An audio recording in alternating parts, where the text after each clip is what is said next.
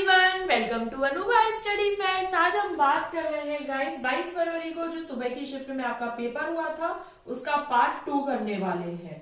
अभी हम क्या करते थे, 10 क्वेश्चंस हम पर डे डिस्कस करते थे। अब हम ये सेशन एक बार कंप्लीट हो जाए आपका 22 फरवरी वाला, फिर हम 15 क्वेश्चंस पर डे डिस्कस कर लिया करेंगे। और आपका एक जो वीकली प्लान है, तो एक नया वीकली प्लान मैं आपको पूरा बता दूंगी, क्योंकि अभी हम 10 क्वेश्चन सॉल्व करते थे तो मंडे ट्यूसडे वेडनेसडे हो जाता था। अब हम क्या करेंगे, एक न्यू वीकली प्लान में आपको टेलीग्राम पर शेयर कर दूंगी। टेलीग्राम पर अगर आप नहीं जुड़े हैं तो जुड़ जाइएगा। ये क्या है, एक चैनल है, पब्लिक चैनल है, जहां पर आपको पीडीएफ प्रोवाइड करा दिया जाता है या जो भी कुछ अपडेट्स होती हैं वो प्रोवाइड करा दी जाएगी। एमपी टेट मॉक टेस्ट के बारे में अगर आपने अभी तक ज्वाइन नहीं करा है तो बिल्कुल फ्री ऑफ कॉस्ट है, आप उसे ज्वाइन कर सकते हैं। बस इसमें जो एक थोड़ी सी कमी मुझे महसूस हुई वो ये है कि जो आप आंसर टिक करते हैं वो ये बताता नहीं है कि कौन सा रॉन्ग है और कौन सा राइट है। तो इसमें एक दो थोड़े टाइम और देखते हैं, अगर ऐसा कुछ अपडेट इसमें नहीं आता है तो कोई और ऐप पर मैं आपको प्रोवाइड कराया करूंगी। क्योंकि देखो कोई स्पॉन्सर तो है नहीं अपने पास कि भाई हमको ये वाला ऐप का बिल्कुल प्रमोशन करना है। ये केवल एक मुझे थोड़ा सा ठीक लगा था, इसलिए मैंने यहाँ पर आपको free of cost mock provide करा दिया। अभी थोड़े टाइम तक आप एमपी टेट और सी टेट के लिए अगर आप देना चाहते हैं, वैसे टेस्ट बहुत अच्छे रहते हैं, लेवल भी ठीक रहता है, तो अगर आप देना चाहते हैं तो फ्री ऑफ कॉस्ट है, देते रहिए। कुछ कुछ क्वेश्चंस आपको खुद से समझ आ जाते हैं कि क्या सही है क्या गलत है, ठीक है, तो अभी देते रहिए। लेकिन हाँ, अगर 8-10 दिन बाद भी अगर इसमें सुधार नहीं आता है तो मैं कोई सा और एक ऐसा ऐप देखूंगी जिसमें आपको फ्री ऑफ कॉस्ट ही रहे, क्योंकि 1 रुपए भी ना लगे और आपको मॉक टेस्ट मिलता जाए। अभी के लिए देते रहिए, क्योंकि क्या होता है जैसे हम क्वेश्चन सॉल्व करते हैं तो टाइमिंग वाली बात आ जाती है कि हम टाइम पर उस क्वेश्चन को सॉल्व कर पा रहे हैं या नहीं कर पा रहे हैं। जैसे सेशन है अब 6 बजे आ जाता है तो बहुत से लोग 6 बजे के टाइम पे ही देखते हैं। अगर कोई टेक्निकल और नेटवर्क इशू नहीं रहता है तो मेरी पूरी कोशिश रहती है कि 6 बजे ही आपको सेशन देखने को मिल जाए और 7 बजे आपका मॉक टेस्ट रहता है। तो ये जो दोनों टाइम है ये चाइल्ड डेवलपमेंट पेडागोजी के लिए आपके बिल्कुल निर्धारित हो चुके हैं कि हाँ आपको इतने से इतना टाइम तो देना ही है। तो अभी मॉक टेस्ट भी देते रहिए। ये 10 क्वेश्चंस की जगह जब हम अगले वीक में स्टार्ट करेंगे, मैं आपको वीकली शेड्यूल पूरा टेलीग्राम पर बता दूंगी, तो उसमें हम 15 क्वेश्चंस करेंगे। वैसे 30 क्वेश्चन का भी ठीक था, ऐसा कुछ इशू नहीं है 30 क्वेश्चन को सॉल्व करने में, लेकिन एक बार में 30 क्वेश्चन में ना वीडियो बहुत ज्यादा लेंथी हो जाएगी। क्योंकि अभी हम जब 10 क्वेश्चन सॉल्व करते हैं तभी वीडियो 12-13 मिनट की हो जाती है। अगर अब आप इसका मल्टीप्लाई 3 कर लीजिए भाई 10 क्वेश्चंस, तो ऑलमोस्ट 30-40 मिनट की वीडियो बना करेंगे, वो बहुत ज्यादा लेंथी हो जाती है, तो वो उतना मजा नहीं आता है। शॉर्ट वीडियो रहे लेकिन हाँ चीजें अच्छी मिले, कंटेंट अच्छा रहे, तो वो ज्यादा मैटर करता है। भले चाहे 10 क्वेश्चन है चाहे 15 क्वेश्चन है, पर हाँ कोशिश रहेगी कि 15 क्वेश्चन तो एक वीडियो में आपको देखने को मिल जाए। तो चलिए आज का सेशन हम शुरू करते हैं, जिसमें हम बात कर रहे हैं 22 फरवरी जो सुबह की शिफ्ट में आपका पेपर हुआ था, वो ये वर्ग 2 के पेपर है गाइस, ध्यान रखिएगा, बाल विकास एवं शिक्षण शास्त्र के। तो चलिए फर्स्ट क्वेश्चन ये रहा आपकी स्क्रीन पर। भाई आप क्वेश्चन रीड कीजिए और कोशिश कीजिए आंसर देने का। तो क्या कह रहा है कि बच्चों में भाषा का विकास इस सिद्धांत के अंतर्गत होता है: एकीकरण, एक रूप पैटर्न, निरंतरता और व्यक्तिगत भिन्नता। तो यहाँ पर कुछ कुछ चीजें बहुत ज्यादा फैक्चुअल ही रहती है।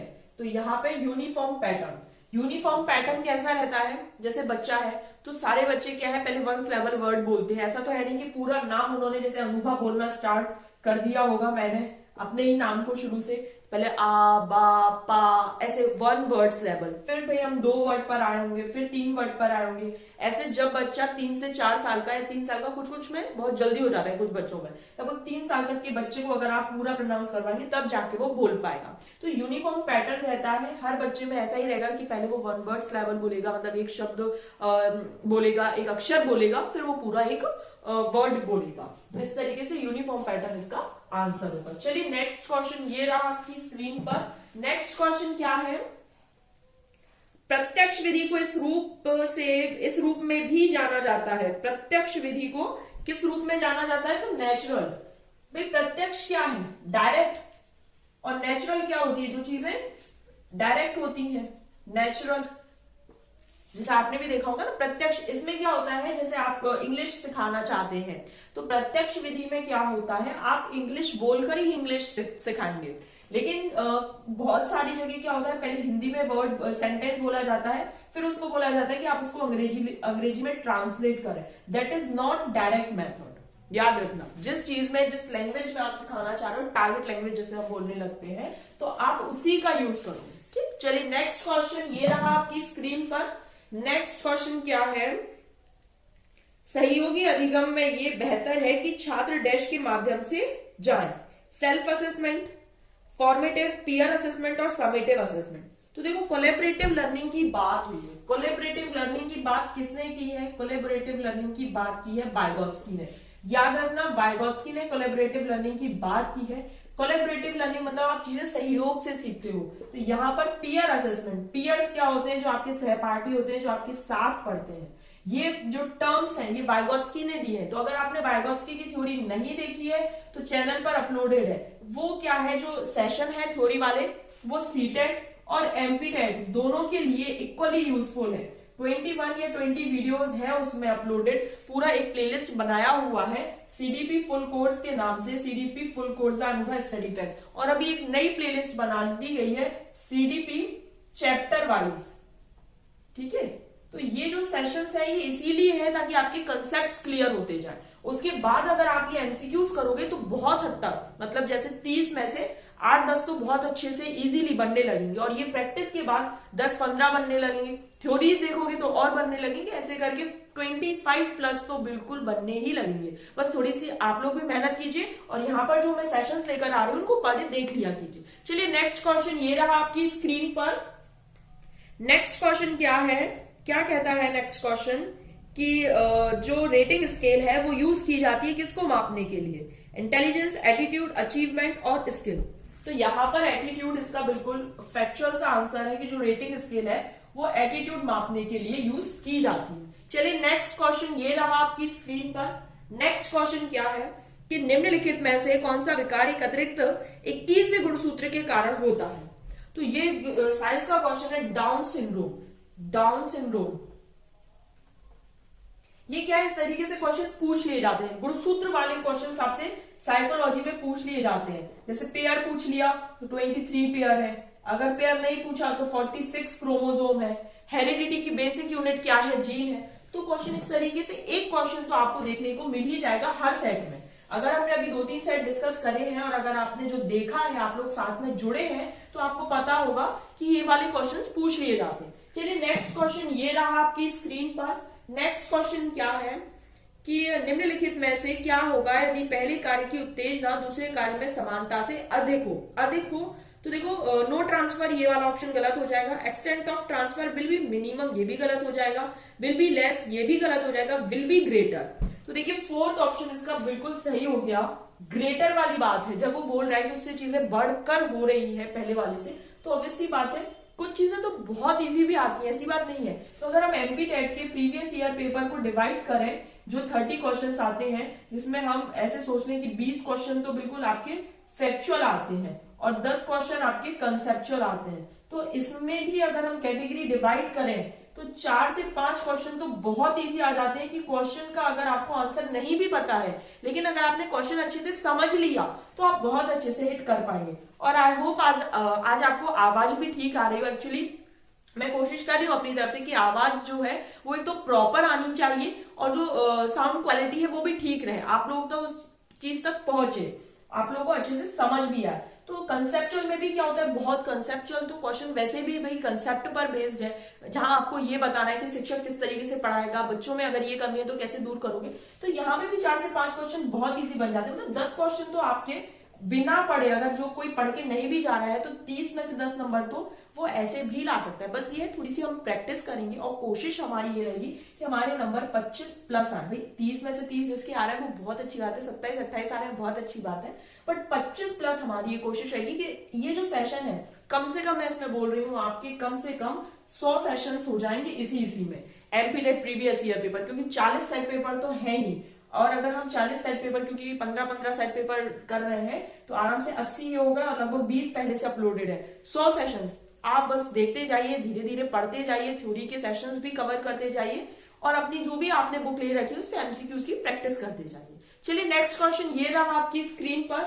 नेक्स्ट क्वेश्चन क्या कहता है, निम्नलिखित में से कौन सा कथन प्रेरणा को अच्छी तरह परिभाषित करता है? किसी व्यक्ति की आंतरिक स्थिति जो व्यवहार को उत्तेजित करती है, निर्देशित करती है और बनाए रखती है।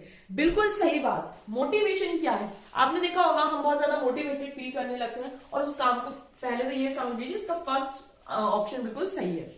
अब मोटिवेशन क्या है आपने देखा होगा, अगर हम किसी दूसरे के द्वारा या कोई कोट पढ़ने से या किसी की पोएट्री सुनने से या किसी की मोटिवेशनल स्पीच से मोटिवेटेड हो जाते हैं तो हम उस चीज को क्या करते हैं, एकदम से करने लग जाते हैं और हमारा ग्राफ सीधा यहाँ पहुंच जाता है। लेकिन जैसे जैसे थोड़ा सा कुछ लगता है मतलब हम नहीं कर पा रहे होते हैं तो ऐसा कुछ ग्राफ आता है, फिर एकदम से ऐसे हो जाते हैं, फिर ये इस तरीके से लाइन चलने लगती है। लेकिन अगर हम खुद से मोटिवेटेड हैं, हम उस मोटिवेशन को बनाए रखते हैं, थोड़ा सा कभी कम भी होता है लेकिन नहीं, फिर भी ऊपर नीचे करके हम उस मोटिवेशन को बनाए रखते हैं। तो ये चीज मोटिवेशन क्या है, जो उस चीज को बनाए रख रही है। ऐसा नहीं है कि हम मोटिवेटेड हो गए एकदम इतना, फिर नीचे भी गिरे तो सीधा इतना गिर गए, ऐसा कभी होना ही नहीं चाहिए। और जो व्यक्ति सेल्फ मोटिवेटेड रहता है वो बहुत सही है भाई। दूसरों से मोटिवेशन मिलना और उस पर काम करना बहुत अच्छी बात है, लेकिन आप अगर खुद से मोटिवेटेड हैं तो आप उस चीज को उसकी तरफ अग्रसर भी होते जाएंगे। जैसे जैसे आप बढ़ते जाएंगे और सेल्फ मोटिवेटेड है तो आपको कोई पीछे छोड़ ही नहीं सकता। तो यहाँ पर मोटिवेशन से जो था कि वो चीज बनाए रखना, ये नहीं कि मतलब उत्तेजना एकदम से हुई किसी चीज के लिए और वापस से हम नीचे आ गए, नहीं, उस चीज को हमें बनाए रखना है। चलिए नेक्स्ट क्वेश्चन ये रहा आपकी स्क्रीन पर। नेक्स्ट क्वेश्चन क्या कहता है?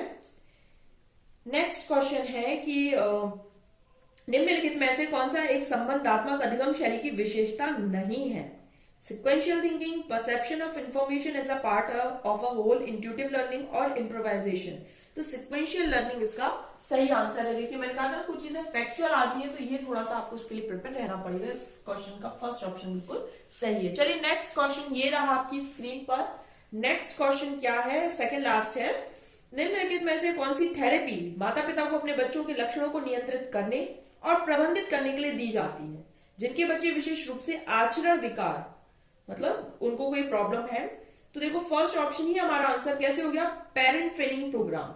तो कभी मैंने बोला था ना कि कोई चीज नहीं भी आ रही हो, पेरेंट से रिलेटेड जुड़ी बात है तो पेरेंट ट्रेनिंग प्रोग्राम। भाई पेरेंट्स ही, माता पिता पहले ही उसने क्या दे दिया है क्वेश्चन में, माता पिता, तो क्या यहाँ पर पेरेंट्स ही हमारा फर्स्ट ऑप्शन है, पेरेंट ट्रेनिंग प्रोग्राम। तो ये फर्स्ट ऑप्शन बिल्कुल सही हो जाएगा। चलिए आज के लिए लास्ट क्वेश्चन ये रहा आपकी स्क्रीन पर। लास्ट क्वेश्चन क्या है? इनमें से क्या व्यक्तिगत लक्षण नहीं है? थिंकिंग फीलिंग है, जजिंग परसीविंग है, सेंसेशन इंट्यूशन है, बट हाइट और कलर ये आपका पर्सनैलिटी कैरेक्टर जज नहीं करता है। तो फोर्थ ऑप्शन इसका सही होगा। तो गाइस यहाँ पर हमारे 10 क्वेश्चंस डिस्कस हो गए हैं। मैंने जैसा बताया था नेक्स्ट वीक से हम पूरा एक नया वीकली प्लान पूरा शेड्यूल अपना कर लेंगे, क्योंकि अभी मंडे ट्यूसडे वेडनेसडे हमने ये प्लान शेड्यूल कर रखा है आपका। फिर थर्सडे को ईवीएस होता है, फ्राइडे को हिंदी पेडागोजी होती है और सैटरडे को थ्योरी सेशन होता है, ठीक है। तो अगले वीक से हम इसको 15 क्वेश्चंस लाएंगे और उसके बाद एक पूरा वीक का शेड्यूल बना देंगे कि अब इसमें क्योंकि हमको हिंदी पेडागोजी के अलावा मैथ्स, ईवीएस तो चूंकि उसी में चल रही है तो ईवीएस तो कोई प्रॉब्लम है नहीं, मतलब हिंदी और ईवीएस तो हमारी चली रही है। अब हम इंग्लिश और मैथ्स पर भी जोर देना है, तो वो मैं पूरा एक शेड्यूल प्लान कर लूंगी और फिर मैं आपको टेलीग्राम पर शेयर कर दूंगी। आई होप आपको सेशन पसंद आया तो शेयर जरूर कर देना। लाइक करते हो वो आप खुद से ही कर देते हो, मुझे कहना ही नहीं पड़ता। चैनल को आप खुद ही लोग सब्सक्राइब कर देते हो, आप लोग इतना सपोर्ट कर रहे हो, आपके सपोर्ट के लिए थैंक यू सो मच। बस आप ये शेयर करो, ज्यादा से ज्यादा शेयर करो, अलग अलग सोशल मीडिया जहां पर भी आप जुड़े हो वहां पर आप शेयर कर दो, ताकि जो लोग एमपी टेट वर्ग 2 के पेपर को एनालिसिस करना चाहते हैं वो इजिली कर पाए। चलिए नेक्स्ट वीडियो नेक्स्ट सेशन में मिलेंगे। Thanks for watching this video.